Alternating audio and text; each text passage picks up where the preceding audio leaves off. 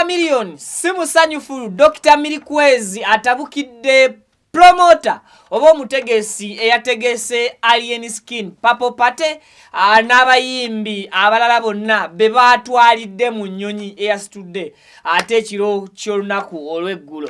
Lwaki Dr. Chameleon Atabuse ngenda kuba nkuwa amaloboozi amakambwe oba mu ddoboozi eritali lya kimpooze, eddoboozi eririmuko okubanga liraga obukambwe olwa engeri Dr. Jose Chameleon gye yalaze obutali bumativu bwe ku lwa music industry y'eggwanga Uganda. Ebibuuzo byonna ebyebuuzibwa agenda kuba mbikuwa naye kasooke nkuwa akatambi kano mu maloboozi nzije nkwanirizeko buterevu mu mbeeremu oba mu mbeera endala. My brother Alien Skin, I wish you a safe journey. Naye nina frustration and disappointment eri ba diaspora promoters. Mulaniko kuwa abayimbi be Uganda respect. Osegera. Let us try to respect Ugandan artists. Osegera. Toyinza kuddira muyimbi agenda kuletera abantu ogera kuyingiza thousands and thousands of pounds mu show yo. Omutuuze mu economy class n'abantu abalala. Tukupe ku nsi endala ezitusingako Nigeria, America, London. Tubeere abantu aba respecting abayimbi. Li totally disappointed ne Jobs Link n'abalala bali mu eno show. Tusa kuddira muyimbi wa ggwanga, muyimbi aladde eggwanga ku bunkenke n'omutuuza mu economy class. Era Alien gyaweegereza abantu bano. It's already red flags. Tuli happy, yes, you've made your maiden. Nkwanirizako nnyo buterevu ku mukutu Viki exclusive ajosinzidde mbitundu by'eggwanga Uganda n'ebweru wali okutulaba n'okutuuliriza kyokola kyama Enyonyi ndala gwe mukwano gwange bweri nkola yange video nkusabe soko jimpereka like kubanga buli likinga video akijiyambako okubeera ng'etambula information netuuka kweyo sekinomu nagyetaaga okugifuna n'okugiwuliriza ate mukadde. Yes, atana tweyungako mbutongole nkusabye subscribinga abo bomaze okusubscribinga kwata mukadde kajja mu kigambo personalize okateeke mu kigambo all awekugambira turn on that notification bell. Tumiddeko nnyo omukyala Dorin ng'osinzidde Sweden mukomusajja ali Sweden omu bw'ati agezaako okumuyigiriza Oluswidi. Tukutumiddeko nnyo, tukwagala nnyo.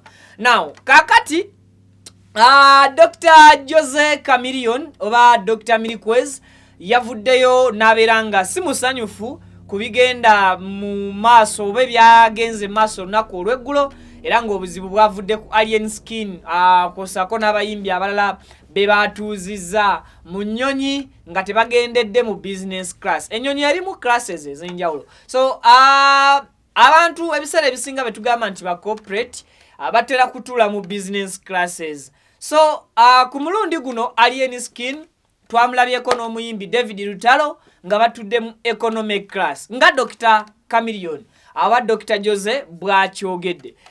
The fact is that abayimbi babadde bangi abagenza and abasinga babadde batuuseeyo dda ku Purple Party okutangazaamuko kati oba okugazirizamu ku nsonga eno nti abantu abategeka Purple Party mwalaba neeyali e Dubai.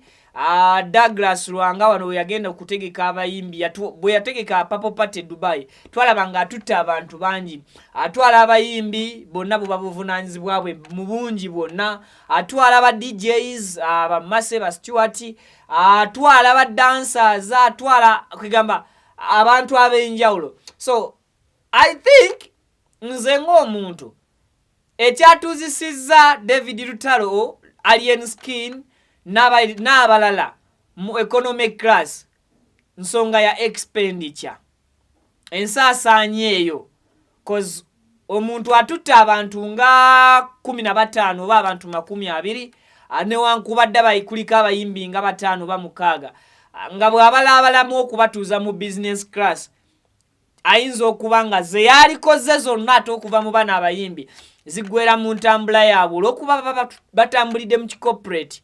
So Dr. Chameleon ensonga yetegerekeka naye ekibuuzo abantu kye beebuuzizza nga audio yefulumye oba amaloboozi ago nga gateereddwa nti Dr. Chameleon alumiriddwa nnyo Alien Skin cause I'm mentioning Alien Skin mweno video. I mean mweno audio. Oba mugana amalobozi. Ta mentioninze ko David Lutalo, atatunulide Douglas Luanga, atatunulide ba Stuart and Roger Nedabo tabatunulide. Atunulide omuntu omu mu Nyonyi amanyidwa nga Alien Skin. Now, ekyokubera nga Dr. Jose Chameleon simusanyufu ku Alien Skin entambuza gye bamutambuzamu ng'alaga nti ekitiibwa kye ng'omuyimbi aliko ekisinga okubeera ekikulu Dr. Jose Chameleon kitwamwebazizzaako oba buli muntu kyamu appreciatinzeko nti ye akkiriza ekiriwo mukadde kekibeereddewo whereby nti yakkiriza nti olunaku olwaleero mu music industry ya wano e Uganda omwana mulenzi Alien Skin yakyatukwatidde bendera oba bwe liba bbugumu yayokya olunaku olwaleero. So ekyo nno kitegeeza nti kuba kusalawo kw'amaanyi nga omuyimbi nga Chameleon at the same time mu kiti kya muganda wa Palaso Pius Mayanja nga Palaso gwe balesse ne batatwala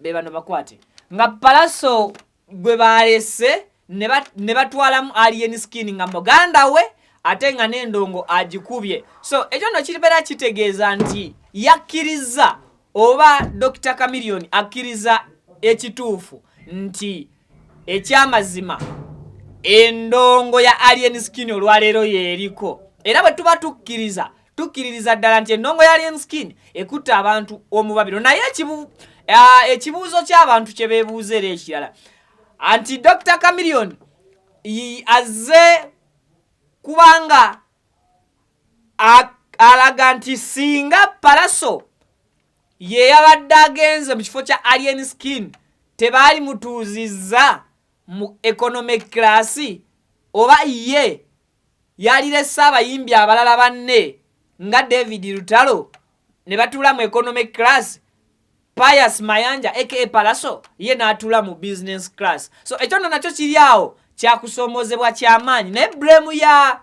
Jose Chameleon teyabadde ku Alien ng'omuntu yabadde kuba events organizers oba ba promoters abategese papo pateno whereby nti ye yakukulumidde nnyo bali abasizza ekitiibwa ky'abayimbi naddala omuyimbi Alien Skin ali ku top olunaku olwaleero. Gayo ono yayogera n'agamba Alien Skin nti y'omu ku bayimbi abali mu top 10 and the fact is Alien Skin ne top 10 alinga avaawo ali mu top 5 we tunaaba tugenze maaso n'okukirecognizinga amangu. So Palaso ekibuuzo kiri nti singa yabadde yagendedde ku Nyonyi yali badde atuula mu business class abayimbi nga ba David Lutalo ne basigala eno mu economic class nga n'abamu kuba batutte abali mu nteekateeka z'okuorganizinga event eno nga ba Douglas Luanga nabo tebatudde mu business class batudde mu economic class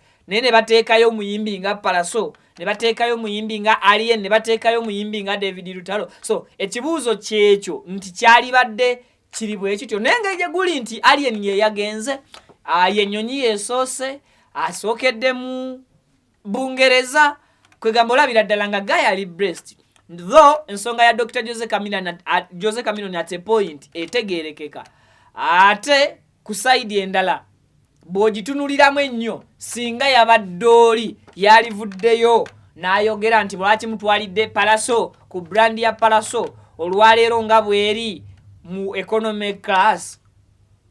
So I think ne kirala jembera oba situation yabadde ku airport gye nayagadde mbabuulireko nti Alien Skin bwe yatuuse ku airport yagambye abantu management ye ne ba Douglas Luanga tebamuyisa waggulu mu VIP ye ayagala kuyita ewayita abantu ordinary ababulijjo. So kyamunyizizza nga Alien Skin okuyita we twayise waggulu cause nabadde omu ku bantu ababaddeyo nga Alien Skin asiibula Uganda olunaku lw'eggulo kyamunyiziza n'ayomba mukko katini awo lwaki bamuyisizza ku VIP nga yabagambye nti ayagala kuyita awo wansi. So I think ndowooza okumutuuza mu bantu ba bulijjo tekimuwaamu buzibu bwonna. So obuzibu Alien Skin tabulina, Chameleon obuzibu abulina ku event organizer. Kale ebisingako kawo nja kwongera okubeera nga mbibategeeza singa tunaba tuwanvuyizaamu ku nsonga eno mawulire as of now byebyo bigenda maaso. Thank you so much for subscribing. Mweyongera okugenda maaso n'okuba nga ate musubscribinga abatatweyungangako mu butongole.